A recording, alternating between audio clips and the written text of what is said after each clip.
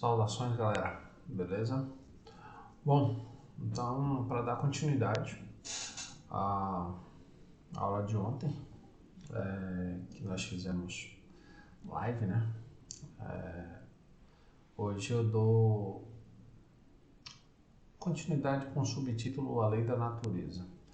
Com a aula de hoje a gente conclui a Revolução Agrícola, que acabou se estendendo por mais tempo do que eu achei que a gente levaria. E acho que mais 2 aulas a gente conclui a Revolução Científica.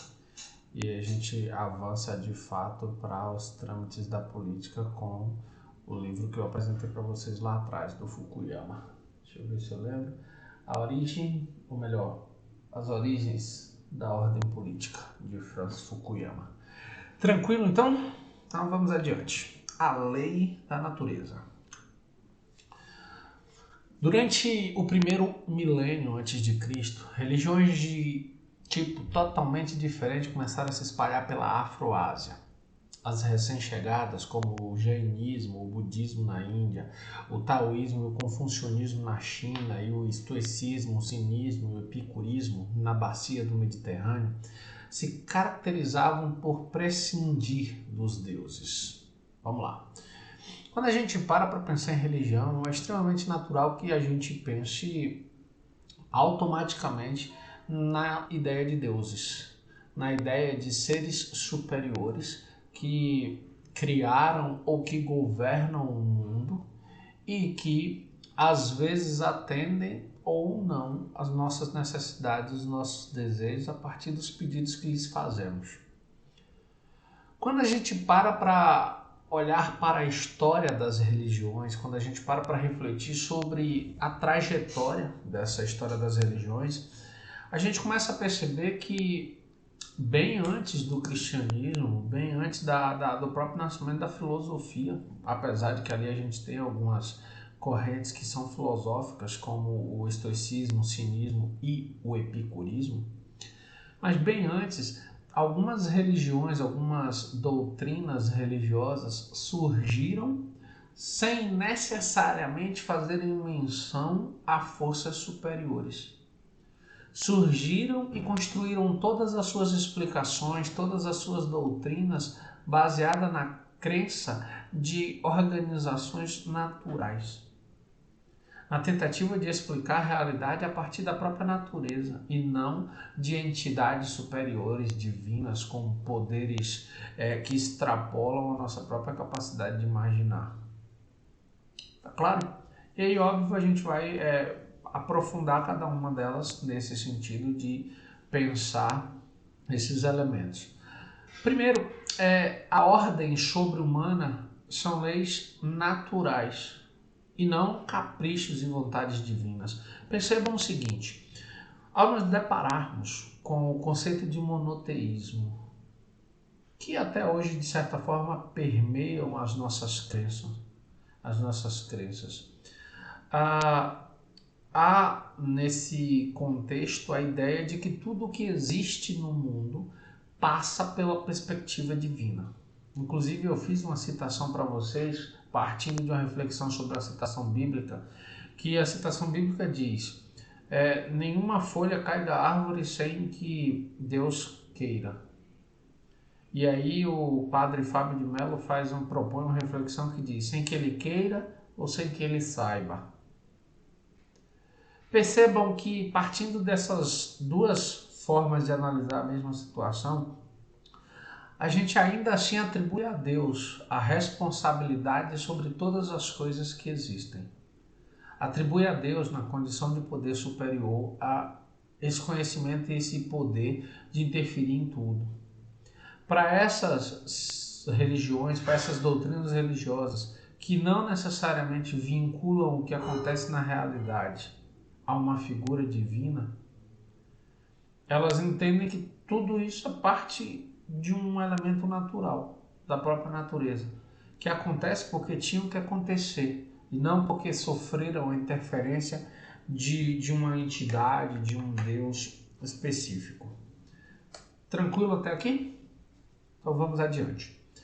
O sofrimento não é causado por má sorte, por injustiças sociais ou por caprichos divinos.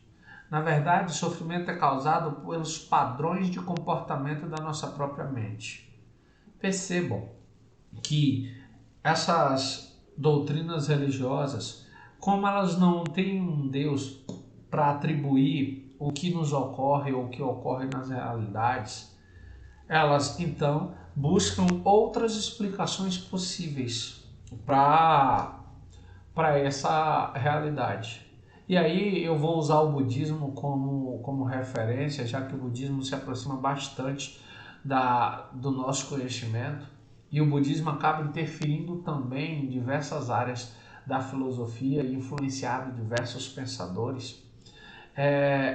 O budismo parte do princípio de que se você está triste, se você está frustrado, se você está insatisfeito com algo, todo esse sentimento vai gerar reações no seu corpo, fruto de você ter desejado algo e não alcançado aquilo que desejou, fruto de você querer muito ter uma determinada situação, uma determinada coisa, um determinado objeto, e naquele momento não ser possível que aquele objeto seja alcançado.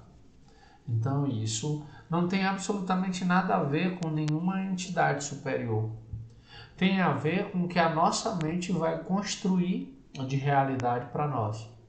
Vou usar um exemplo simples para tornar essa compreensão mais acessível. Imagine o seguinte, imagine que você deseja um objeto qualquer. Pode ser um celular, pode ser uma moto, pode ser uma bicicleta, pode ser um carro, pode ser uma viagem para a Disney, o que você quiser. E aí suponha que quem pode te dar esse presente vai te responder o seguinte: quando eu julgar que você merece, eu te dou. Só que a pessoa que vai te dar esse presente, ela não estabeleceu os critérios para julgar que você está merecendo. Ela só diz que quando ela achar que você merece, ela vai te dar. Suponha agora que você ache que tirar boas notas vai impressionar essa pessoa e ela vai te dar o presente. Aí você se mata de estudar, tira notas excelentes, vai super bem na escola e não recebe esse presente. Pergunta a pessoa sobre e ela diz: você ainda não está merecendo. Você supõe então que talvez seja o seu comportamento e aí modifica todo o seu comportamento. Mas essa pessoa continua a dizer que você ainda não merece. Você começa a refletir sobre suas ações no dia a dia e vai alterando na medida em que julga que algo não está correto, mas ainda assim não recebe esse presente. O que isso vai provocar em você? Como você está muito ansioso e desejoso de receber ou desejosa de receber esse presente, você vai começar a ficar ansioso. Vai começar a sentir uma frustração imensa e um medo de que talvez você nunca mereça. Logo, talvez nunca tenha acesso a isso que você quer tanto. Óbvio que eu usei um exemplo simples, mas eu estou demonstrando para vocês o como nossa mente acaba produzindo situações para nos deixar, de certa forma, maus. Então, o que é que, por exemplo, o budismo vai identificar como um padrão mental e tentar combater? Se a dor vem do desejo não saciado, então a cura para a dor é não ter desejo.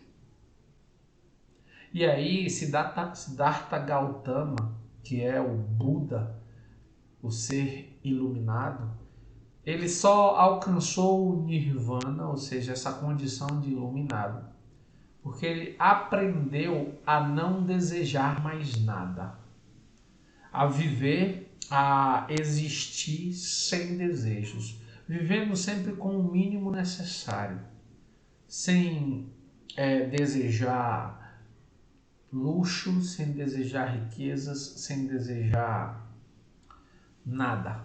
Apenas existir, viver o momento, entender as etapas do momento e continuar tentando melhorar sempre. Aqui cabe um parêntese.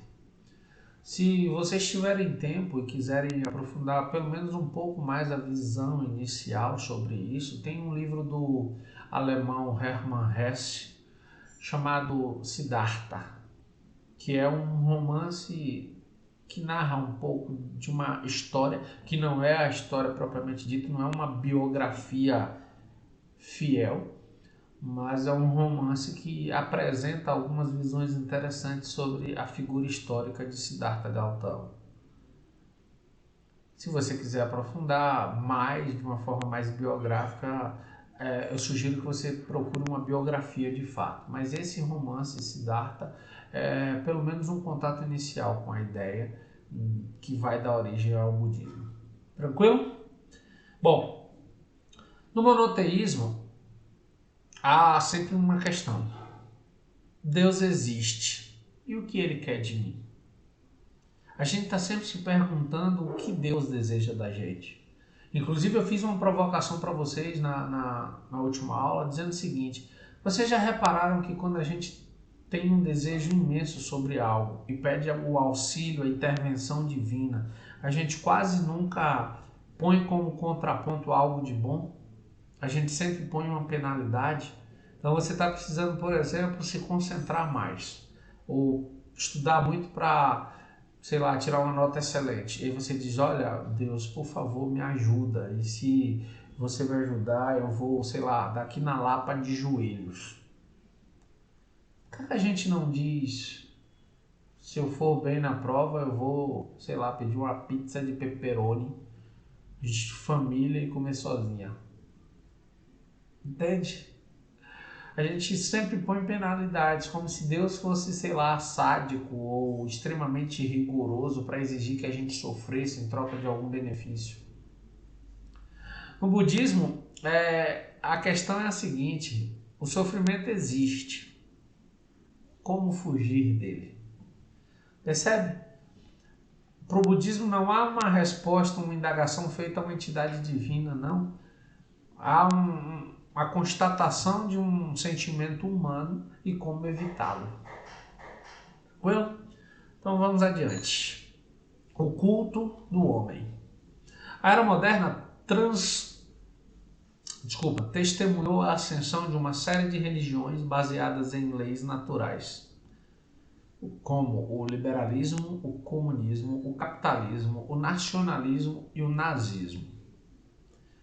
Antes que a gente reflita sobre essa polêmica, eu sigo. Se uma religião é um sistema de normas e valores humanos que se baseia na crença de uma ordem sobre-humana, então o comunismo soviético é uma religião tanto quanto o islamismo. Percebam o seguinte: quando a gente pensa em religiões, por mais que a gente vincule o conceito de religião a entidades superiores, a entidades divinas, é preciso pensar que a maioria dos valores que nós seguimos dentro dessas religiões foram realizados, foram construídos por homens inspirados pela entidade divina, por Deus. Quando a gente fala, por exemplo, do livro sagrado do catolicismo, a Bíblia, todo o texto bíblico foi inspirado por Deus. Foi escrito por homens inspirados por Deus. É como se o próprio Deus tivesse escrito. Quando a gente olha para esses modelos políticos, sociais e econômicos que são o liberalismo, o comunismo, o capitalismo, o nacionalismo, o próprio nazismo, a gente tem também ordens de funcionamento que não estão alicerçadas e nem são pensadas a partir de um sujeito humano, de um indivíduo. A elas são atribuídas condições exteriores à humanidade, condições superiores que não podem ser questionadas. Então, e aí o autor busca de fato essa polêmica, se o que pauta uma religião é a crença de que ela é uma ordem superior ao humano, então todas essas questões políticas, sociais e econômicas, todas essas doutrinas são religiões. E aí ele aprofunda um pouco mais, o Harari aprofunda um pouco mais quando ele diz o seguinte: há 3 tipos de humanismo dentro dessa lógica. Há o humanismo liberal, que defende que a humanidade seja individualista e reside em cada Homo sapiens individualmente. Logo, a gente precisa proteger quem? A liberdade individual. Por quê? Porque a liberdade individual garante toda a outra dinâmica, que é a dinâmica do comércio, que é a dinâmica da ascensão do poder político. Existe o humanismo socialista, que vai defender que a humanidade é coletiva, ou seja, que o Homo sapiens existe ou reside no todo. Logo, não devemos proteger o indivíduo, mas devemos proteger a humanidade. Por quê? Porque a humanidade representa algo mais importante, mais valoroso que o individualismo liberal. E por fim, há o chamado humanismo evolutivo, que normalmente está vinculado a modelos autoritários. O nazismo é um excelente exemplo desse humanismo evolutivo. O que é que o humanismo evolutivo vai defender? Que a humanidade é uma espécie mutável, que pode degenerar ou evoluir. E aí qual é a responsabilidade desses humanistas evolutivos? Impedir a degeneralização e incentivar a evolução. O grande problema é que todos esses 3 modelos de humanismo, eles não contemplam toda a humanidade. Por quê? Porque para o humanismo liberal, todos os indivíduos que estão bem socialmente, que gozam de condições dignas de sobrevivência e gozam de uma vida afortunada, vão defender o humanismo liberal.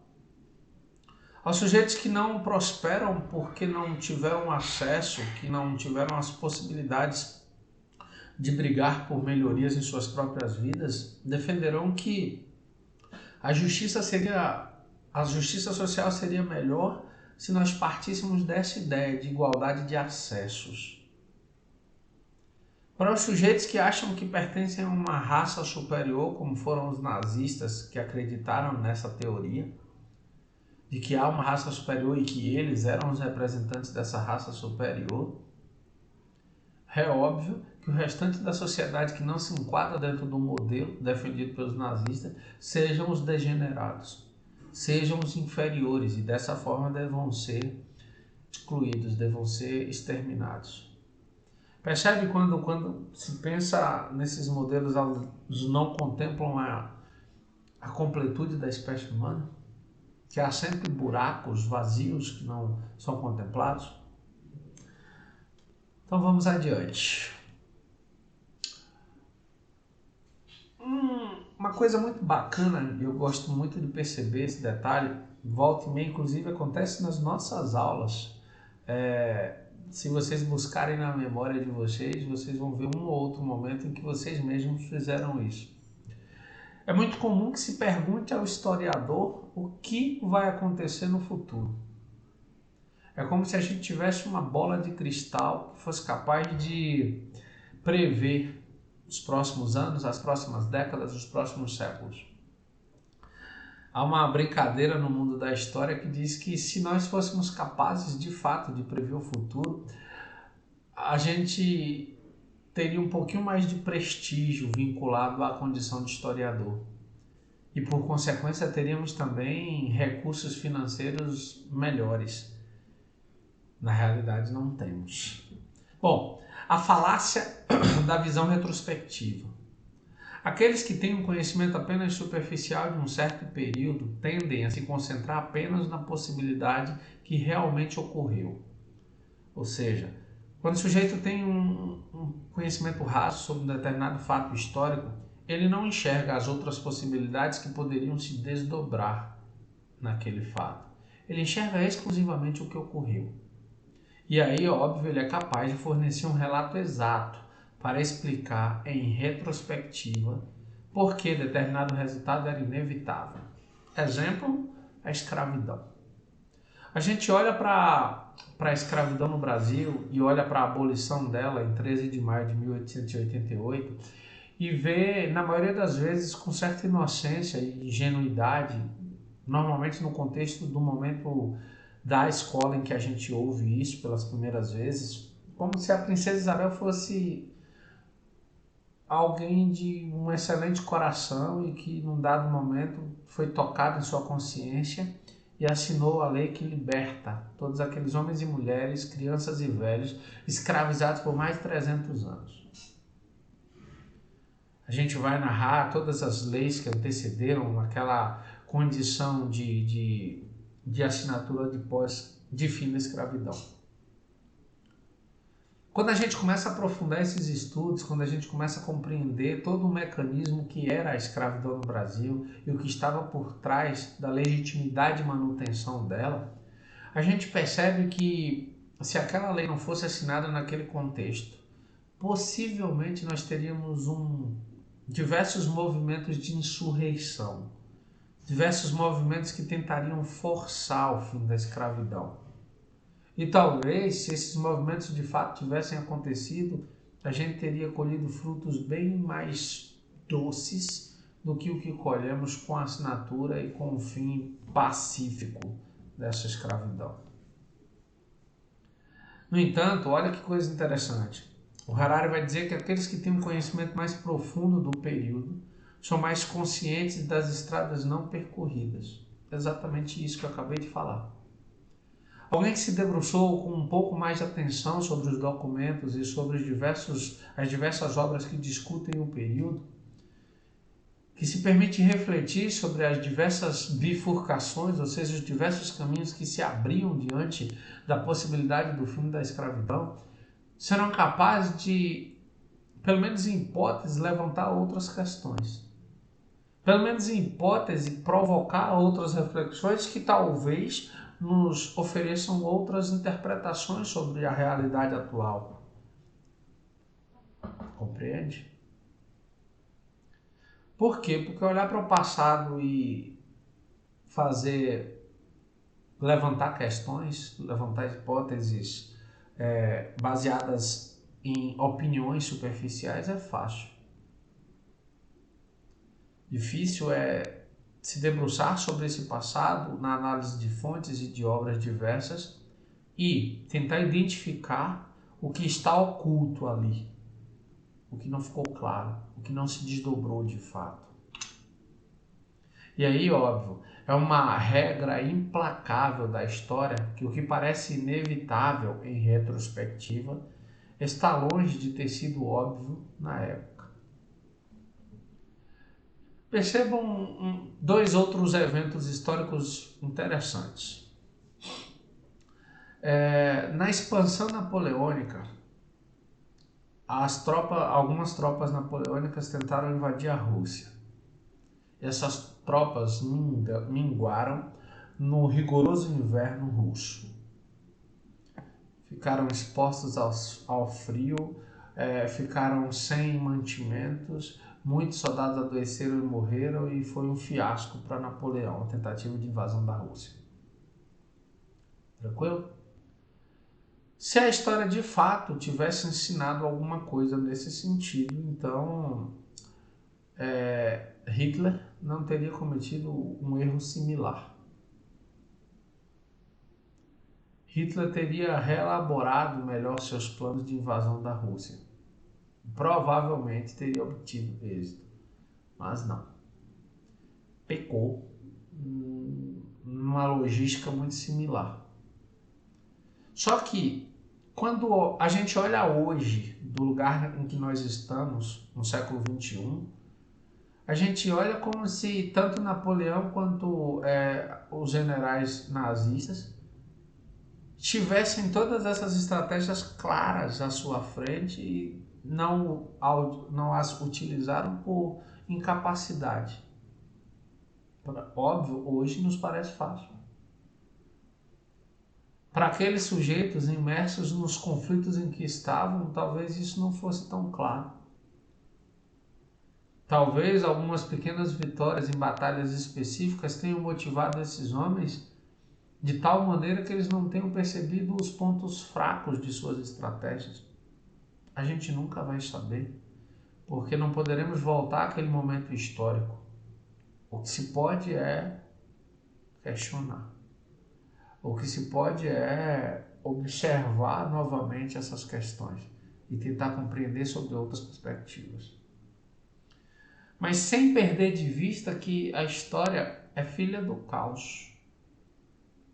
Diferente, por exemplo, de experimentações das ciências da natureza, onde eu posso, dentro de um ambiente controlado, realizar experiências que vão produzir teorias, que vão produzir generalizações. A história, bem como outras ciências sociais, ela não pode ser repetida.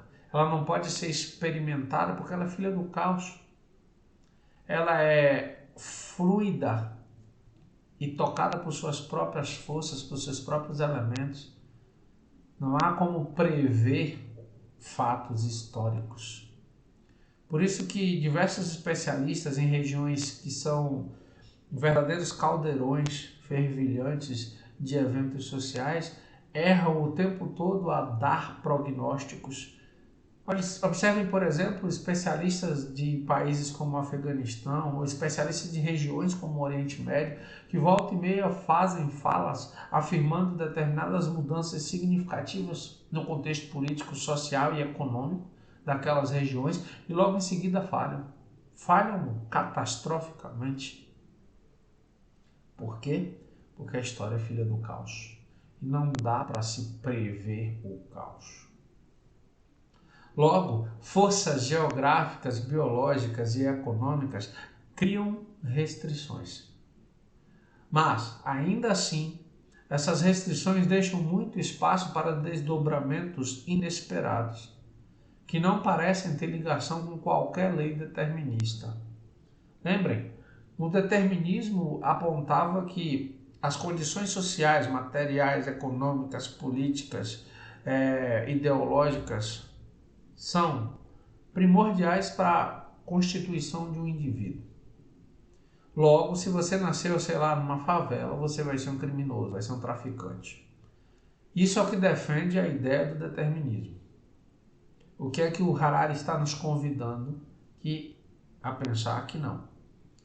Na verdade, as leis deterministas foram superadas há muito tempo e que, para além dessa ideia de determinismo, há inúmeros outros elementos que fazem com que as coisas sejam, como é que eu posso dizer, difíceis de serem antecipadas.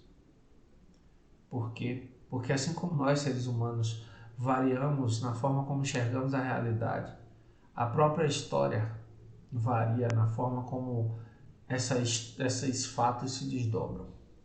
Tranquilo? Então vamos adiante. Se a gente pensar então que a história é filha do caos, as revoluções são, por definição, imprevisíveis. Uma revolução previsível nunca ocorre. A gente volta para o conceito de revolução.